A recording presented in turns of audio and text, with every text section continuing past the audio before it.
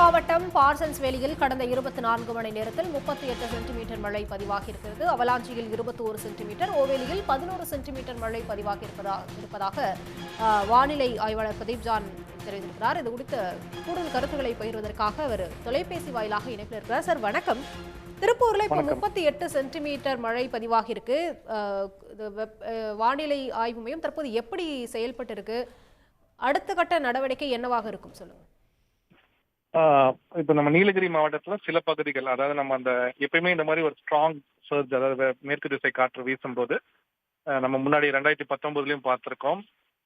So அந்த avalanche, Parsons வேலி, பாத்திமூண்டு, முக்குர்த்தி இந்த பகுதிகள் எல்லாம் வந்து நமக்கு இயற்கையாவே ஒரு லாக்டு வேலின்னு சொல்லலாம். எப்படி செராப்பூஞ்சியில வந்து மேகாலயால ஈரப்பதம் உள்ள காற்று சென்று அதுக்கப்புறம் அதுக்கு வெளியில வர முடியாமல் அங்கேயே மழை கொட்டி தீர்த்து விடுமோ, அதே மாதிரி இதுதான் கடைசி ஸ்டெப். நம்ம எண்ட் ஆஃப் த மவுண்டன், ஒரு லாக்டு வேலின்னு நம்ம சொல்லலாம்.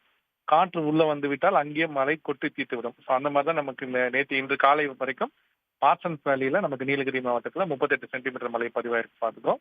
அவலாஞ்சியில 21 சென்டிமீட்டர் மழை வரைக்கும் பதிவாயிருக்கிறது பார்த்திருக்கோம். இன்றும் அதே மாதிரி இந்த நீலகிரியில இந்த மாதிரி இடங்கள்ல இன்றும் 20 சென்டிமீட்டருக்கு மேலேயோ இல்ல 30 சென்டிமீட்டர், ஈவன் 40 சென்டிமீட்டர் வரைக்குமே மழை பெய்யறதுக்கான வாய்ப்பு இருக்குதான் நம்ம பார்க்கிறோம்.